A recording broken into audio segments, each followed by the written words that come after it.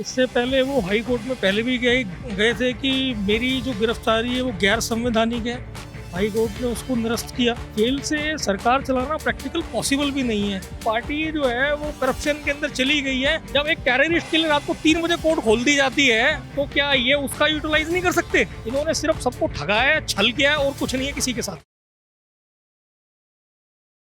जैसे बीजेपी का मांग है कि केजरीवाल इस्तीफा दे, लेकिन केजरीवाल कह रहे हैं हम सरकार जेल से चलाएं क्योंकि बीजेपी हमें फंसा रही है, हमें कोई घोटाला नहीं किया है, ईडी सीबीआई सिर्फ मोदी जी के इशारों पे चलती है, इस वजह से हमें उठाया गया है। अगर वाकई ऐसा होता तो हाई कोर्ट ने उनकी बेल रिजेक्ट करी। इससे पहले वो हाई कोर्ट में पहले भी गए गए थे कि मेरी जो गिरफ्तारी है वो गैर संवैधानिक है। हाई कोर्ट ने उसको निरस्त किया। और दूसरी बात ये है, जेल से सरकार चलानी भी नहीं चाहिए। उसका रीज़न ये है, लोगों में और हमारे लोकतंत्र में गलत संदेश जाता है। और जेल से सरकार चलाना प्रैक्टिकल पॉसिबल भी नहीं है, क्योंकि ऐसी बहुत सारी मीटिंगें होती हैं जो जेल के मैनुअल के हिसाब से नहीं होती। केजरीवाल को कोई विशेष पुरुष का दर्जा देना चाहिए। अगर वो उनको किसी विशेष पुरुष का दर्जा देना चाहिए तो हम ये अपने डेमोक्रेसी के अंदर हम क्या सेट कर रहे हैं आने वाली पीढ़ियों के लिए? तो ये उन्हीं के शब्द हैं कि जिनके ऊपर एलिगेशन लगे उनको तुरंत इस्तीफा दे देना चाहिए। उन्होंने खुद बोला था अगर मेरे किसी भी मंत्री या किसी पे कुछ भी आरोप लगता है तो सबसे पहले हम इस्तीफा देंगे, अगर उसके बाद अगर हम सही साबित होते हैं तभी हम सरकार ज्वाइन करेंगे, ना तो हम जेल में रहेंगे। तो केजरीवाल ने जो ये मापदंड दिए हैं, पहले ये उस पर खुद तो खरे उतरे, तभी तो लोगों के लिए एक नाजिर सेट करेंगे। पार्टी जो है वो करप्शन के अंदर चली गई है, इसका ना तो कुछ भविष्य दिख रहा है। और अगर इसी तरह थोड़े दिन ये और चले रहे तो अपने साथ साथ अपनी पार्टी के साथ साथ दिल्ली का भविष्य भी खराब कर देंगे। केजरीवाल जी का जो पार्टी था, एक होता है ना एकाएक हवा में उठे फिर फटाक से जो फ्लाइट लैंड होता है, उस तरह से सीन हुआ है इस बार। तो इसमें क्या जैसा वो कहते हैं कि ये सब बीजेपी का किया धरा है। अगर बीजेपी ने ऐसा ही करना होता तो देश में सिर्फ एक पार्टी नहीं है, देश में हजारों पार्टियां हैं। क्या वो सारे ओपोजिशन का यही है बोलना कि हमें दबाया जा रहा है, हमारे बैंक सीज कर देते हैं, हमारे अपोजिशन जो है जेल में डाल दिए जाते हैं, बीजेपी तानाशाही कर रही है। अगर बीजेपी तानाशाही कर रही है तो लोगों को हमारी न्यायपालिका पर भी तो भरोसा है। हमारा हाई कोर्ट भी है, हमारा सुप्रीम कोर्ट भी है, वो क्यों नहीं जाते? जब एक टेररिस्ट के लिए रात को 3 बजे कोर्ट खोल दी जाती है तो क्या ये उसका यूटिलाइज नहीं कर सकते? एक पाकिस्तान से एक लेडी हमारे यहाँ आ जाती है, वो भी सुप्रीम कोर्ट में लड़ाई लड़ रही है।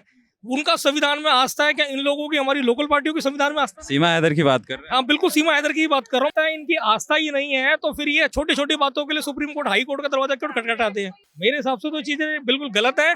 इनको कोर्ट के ऊपर छोड़ देना चाहिए और जो जो इनको काम है वो पब्लिक के फेवर में करना चाहिए, ना कि सारा दिन सेंट्रल गवर्नमेंट के साथ तू मैं करनी चाहिए। अगर सारा काम सेंट्रल गवर्नमेंट तू मैं निकल जाएगा तो जिन लोगों ने, प्रदेश की जनता ने इनको चुना, उनके लिए काम कब कर पाएंगे? देखा जा रहा है केजरीवाल जी जेल में हैं, लेकिन जो चीफ मिनिस्टर का कुर्सी होता है, उनका ऑफिस होता है, वो चीफ मिनिस्टर के अलावा उस पर कोई नहीं बैठ सकता। लेकिन उनकी जो पत्नी है कुर्सी पे बैठ के चीफ मिनिस्टर के ऑफिस में वहां से प्रेस कॉन्फ्रेंस करती है। इससे समाज पे क्या असर पड़ेगा कि जब चीफ मिनिस्टर जेल में है तो उसकी पत्नी कमान संभाल रही है। इससे तो ये पता लगता है कि जिनको ये तानाशाह कह रहे हैं वो खुद तानाशाह हैं। केजरीवाल साहब जेल में है, उनकी पत्नी का तो कोई राइट ही नहीं है उस कुर्सी पे बैठना।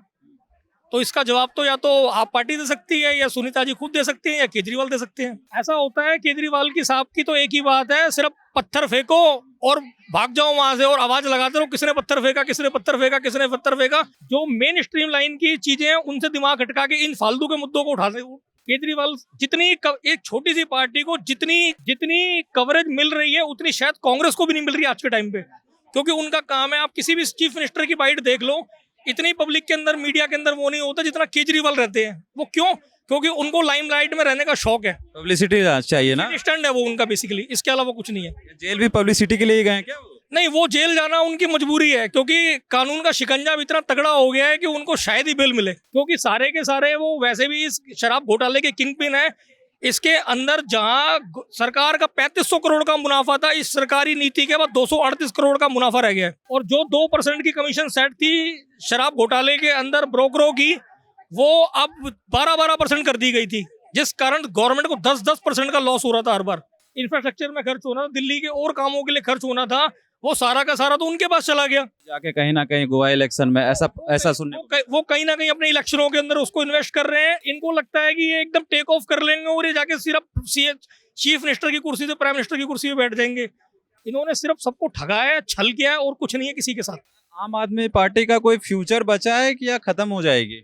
ऐसा लगता नहीं कि ये फ्यूचर बचा है, क्योंकि ये जिस तरह से वादे करके आए थे, क्योंकि पब्लिक को कहीं ना कहीं एक ऐसा आदमी चाहिए था जो इन दोनों से, कांग्रेस से और बीजेपी से हटके हो। पब्लिक ने उन पे ट्रस्ट किया, उनको लगा ये एक ईमानदार है, क्योंकि अन्ना के आंदोलन से आए थे, तो पब्लिक ने इनको पूरा का पूरा मौका दिया, इनको फुल मेजोरिटी से दिया। लेकिन जिस तरह से इन्होंने शीश महल किया, जिस तरह से शराब घोटाला किया, उसके बाद से पर्सनली मुझे ऐसा नहीं लगता कि इनकी ना तो कोई अब विचारधारा बची है, क्योंकि जो लोग बच्चों की कसमें झूठी खा सकते हैं उनके बारे में और कुछ कहना भी ज़्यादा फायदा ठीक नहीं है। तो जैसा कि आपने देखा, कहीं ना कहीं लोगों का मानना है कि आम आदमी पार्टी जिस तरह से हवा में उठी थी उसी तरह से नीचे गिरी है, और धीरे धीरे मानना ये भी है कि फ्यूचर धीरे धीरे आम आदमी पार्टी का खराब होता जा रहा है। लोगों का मानना है कि शायद ही आम आदमी पार्टी बच पाए कुछ दिनों बाद। और ऐसे ही तमाम खबरों के लिए बने रहे हमारे साथ, देखते रहें सौगंध टीवी। आप देख रहे हैं सौगंध टीवी, सौगंध वतन की।